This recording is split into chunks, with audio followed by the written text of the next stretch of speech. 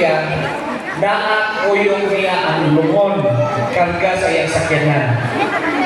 Kung sa ipahilunan niya ang lumon, dito sa altar, sa kapilya, inagato niya sa kapilya mag-misa. Tagan niya ang lumon ng altar. Diba, kasagaran mag-misa, taginatay, na nasa ubos ng lumon. Pero imatong sa altar. Dia banting din siya, pag-banting, no? Banting kung minatay, ikaw banting, iba mo kung sa'y binantingan o pinatay. O sa kay kanahingan sa banting, sa binatay, o banting sa kasal. Ang banting sa kasal, pikangkang, pikangkang. Ang banting sa patay, pikongkong, pikongkong. Sa mga tao, nakabantay sila nga, ay patay. So nililig sila sa kapilya. Paglilig sa kapilya, hindi nga naman sila kahit luon naman sa altar dito ito. Yung kisa ba na? Dinagawa sa mga tao sa ilang mga balay.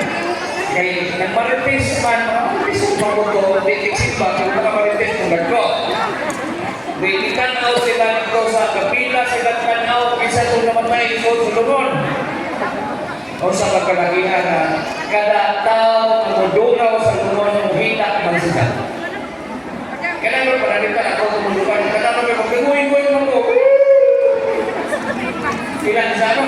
Panghipos na saan? Maupo na kasunod, matigaw. Alam, ingon sa kato sila karong nihilang na butong-tanaw mo sa kapit, nilitanaw sa kayo, muhilang mo po sila. Halang tao, naranaw sa lumon, kahila. Magagaluin mo eh. Pero di ay kausaban, nausap kay pagkasunod, balik sa paling kay magpisa, daghan na kaadyo na nila. Kaya ba mo kung sa tuwila si Cristo? Kaya ba mo kung sa isuod niya sa lumon? Kisa'y naan dito sa lumon-sunod? Kisa may masod sa lumon?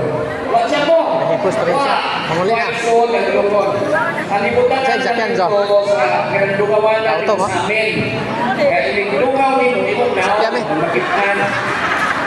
So, ang minsan niya, ni Father, na kining atong gamay katilingban, kining atong kapilya patay. Kay ikaw, member ni wala pang apil-apil, patay mo ka. No? Ngayon, matod pa ni Pope St. John Paul II, mingon siya na kini ko nung mga gagmay na pinigban, kini nga mga biisi ba? Only ang sign of vitality, ilhanan sa kinabuhi sa parokya. No? Makaingon ka na buhi ka jo ang iyong parokya, pinaagi sa partisipasyon sa mga tao. Dili ang nindot na project, mao'y makaingon ka na alami ang parokya kay wapa ang simbahan, wapa ang kumbinto, nindot kayo mong kapanan, dili na mao'y ilhanan na buhi ang parokya. Ang buhi na parokya makita ninyo sa kataw.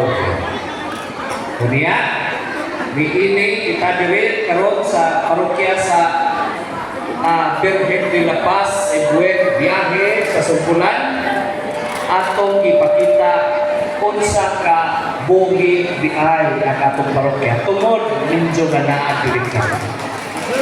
No, congratulations na i-participate mo ng inyong programa. Makita nato ang inyong kadasig, excitement sa inyong mga uniforme, sa inyong mga presentations, ipadadyo na siya. Kay maumay makapayunig nato, kay maumay ko ilaing ipasigat ko ni Rinjo. Kita dali sa Diocese sa Tagbilaran, ilano kaayo ang ato mga biisi sa tibuok Pilipinas. Kini nga tumagat mo yung isibahan ng katalingban, sikat ta sa tibuok Pilipinas. Kaya makita nila unsa ka participative ang mga tao.